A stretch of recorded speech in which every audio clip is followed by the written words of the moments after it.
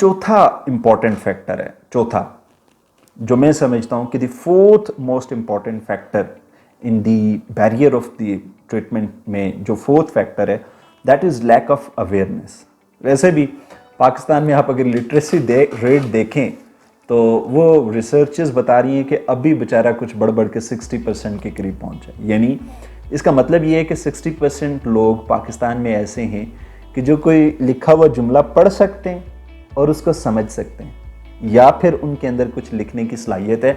Literacy की वैसे जो डेफिनेशन है ना वो ये है कि हर उस शख्स को आप लिटरेट कंसिडर करेंगे कि जो अपना नाम लिख सकता हो। लेकिन चलें ये भी कोई अथेंटिक नहीं होगी, आपके लिए नहीं अथेंटिक होगी।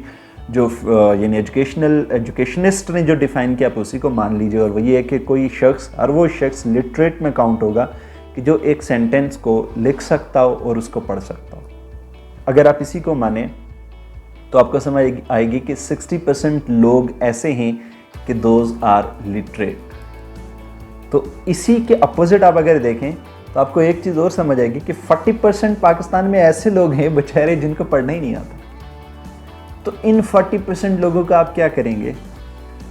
और सबसे बड़ी मुसीबत की बात ये होती है कि हमारे पास जो लोग ट्रीटमेंट के लिए आते हैं वो अनलकीली इन्हीं 40% में ही से उनकी तादाद ज़्यादा होती है। यानी आए बच्चा एडमिट कराया भाइयों ने, तो अब भाइयों ने आना नहीं है, ट्रीटमेंट के लिए आना है बूढ़ी अम्मा ने।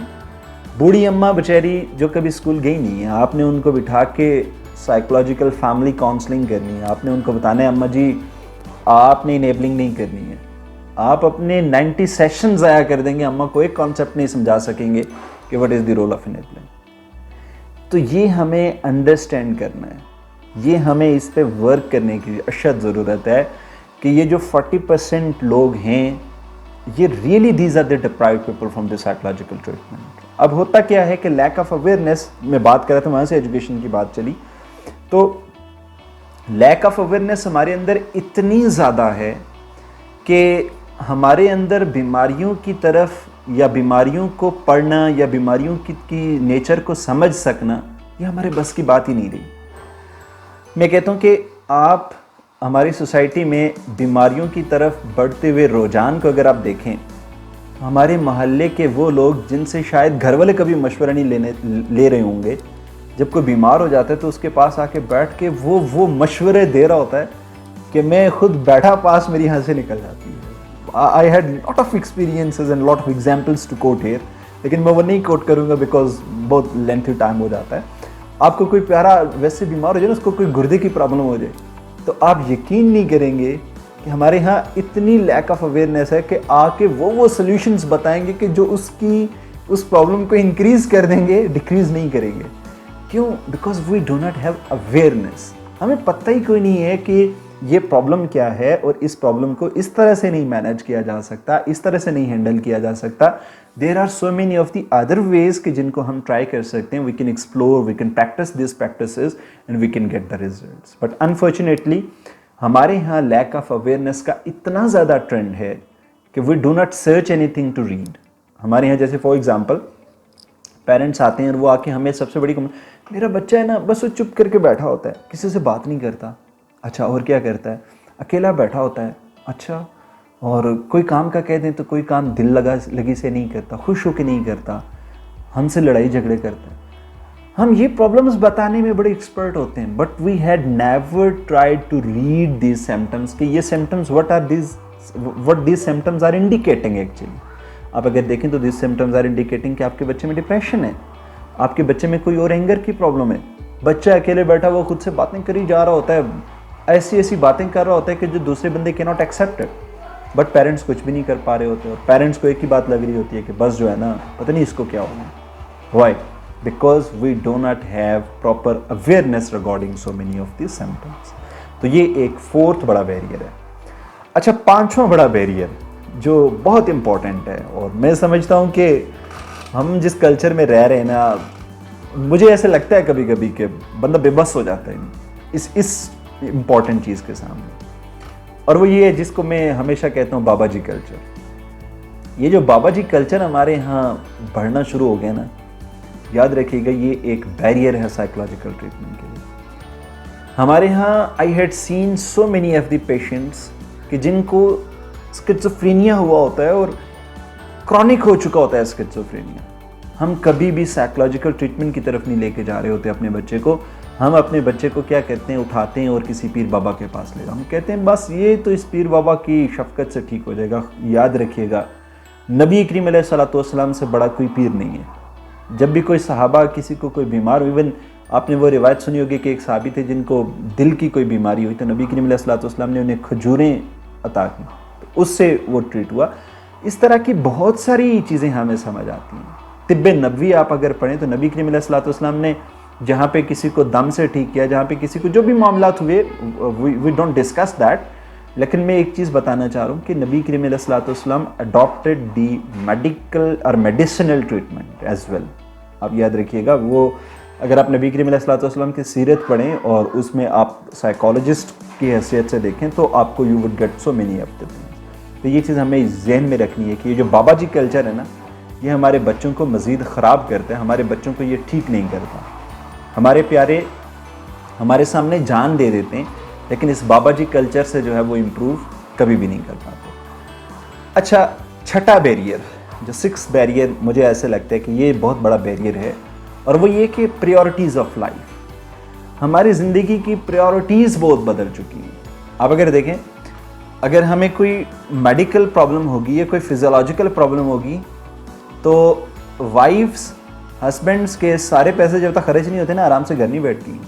इसी तरह से बच्चे को कोई प्रॉब्लम हो जाए ना, पेट में दर्द है, तो माँ घर में नहीं बैठने देती। वो कहती है इसको पेट में दर्द है, इसको अभी और इसी वक्त रात को 1 बजे टैक्सी मिलती है नहीं मिलती, कैब मिलती है नहीं मिलती, इसको मोटरसाइकिल पे बिठा कर हॉस्पिटल लेके जाओ। ये हमारे यहाँ ट्रेंड है, प्रायोरिटीज़ हैं for the physical health. But when it comes to the mental health, तो वो बेचारा घर में तड़प रहा होता है, रोज़ शराब पी के आके आपसे जो बदतमीज़ी करता है, वो आपको ये नहीं कहता कि वो आपको ये मिन्नत कर रहा होता है कि खुदारा मेरे नशे का इलाज करवाएं। आपका प्यारा जब किसी नफ्सियाती बीमारी में घर में रहकर आपसे झगड़ा करता है और आपके गिरबान को पकड़ लेता है, तो याद रखिएगा वो आपसे बदतमीज़ी नहीं कर रहा। आपको लग रहा है वो आपसे बदतमीज़ी कर रहा है, लेकिन वो आपसे रिक्वेस्ट कर रहा है कि खुदा के लिए मेरा इलाज करवा दें, मेरा इलाज is most important, I require this treatment. हम क्या होते हैं, हम इस लैंग्वेज को, हम इस कम्युनिकेशन को अंडरस्टैंड नहीं कर पा रहे होते, और पानी जब हमारे सर से गुजर जाता है तो then we focus on the treatment. तो ये वो छठी चीज़ है कि हमारी प्रायोरिटीज़ ही नहीं है। Mental health is not our priority, physical health हमारी प्रायोरिटी। आप अगर दोनों तरफ किसी पेशेंट को ले लें, अब schizophrenia is one of the most dangerous problem in this world. 1000 में से कोई एक बंदे को होती है। आप एक तरफ किसी स्किज़ोफ्रेनिक पेशेंट को रख लें, एक तरफ किसी कैंसर के पेशेंट को रख लें, people would be more sympathetic to the cancer patient, but nobody is going to show any single concern to the schizophrenic patient. This is our priority. हमारे सामने हमारे अपने करीबी दोस्त आपस में बैठ के जब डिप्रेशन की बात करते हैं और वो इतने डिप्रेस्ड होते हैं और वो ऐसी बातें कर रहे होते हैं, वो उनकी बातों से सुसाइड डिपिक्ट हो रहा होता है, ऐसे गिर रही होती हैं सुसाइडल आइडिएशन, लेकिन हमने कभी इस चीज़ को सीरियस नहीं लिया होता। आप अगर मेरी वीडियो को देख रहे हैं, आप खुद ही अंदाज़ा लगा लें कि आपकी लाइफ में आप जस्ट रिफ्लेक्ट बैक करें और आप सोचें कि आपके करीबी दोस्तों में से कितने दोस्त ऐसे थे कि जिन्होंने कभी आपके साथ बैठ कर डिप्रेशन की बातें की होंगी, ये उदास बातें की हैं, आपने नतीजे में उनके लिए क्या एफर्ट्स पुट किए हैं? Did you call any psychotherapist? Did you help him के यार कोई बात नहीं है, let us go for the treatment? कभी भी नहीं। क्यों? क्योंकि हमारे यहाँ प्रायोरिटी नहीं है मेंटल हेल्थ की। मेंटल हेल्थ और मेंटल वेलनेस की हमारे यहाँ प्रायोरिटी नहीं है।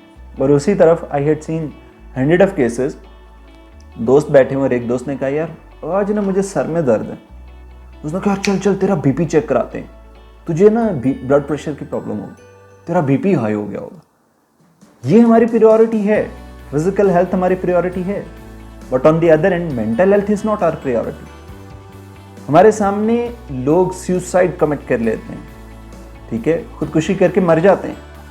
हम जब वो मर जाते हैं तो उसके जनाजे में 600-700 लोग इकट्ठे होकर उसको दफना देते हैं, बट जिंदा जी जब वो मर रहा होता है तो nobody days, nobody even is ready to talk to that person. वो हिम्मत ही नहीं की, हिम्मत तो दूर की बात, हम तैयार ही नहीं होते कि दूसरे से बात भी करें, ना हमें ड्रामे कर रहा है। ये बातें कह के हम उसको और ठेस पहुंचा के उसको मज़ीद तकलीफ में से गुजार देते हैं। याद रखिएगा कि ये जो प्रायोरिटीज़ ऑफ लाइफ है खुदारा आप ही ने सेट करनी है, तो सेट करते हुए जहाँ पे आप फिजियोलॉजिकल हेल्थ को इंपॉर्टेंस दे रहे होते हैं वहाँ पे मेंटल हेल्थ को भी आप इंपॉर्टेंस दे दीजिएगा।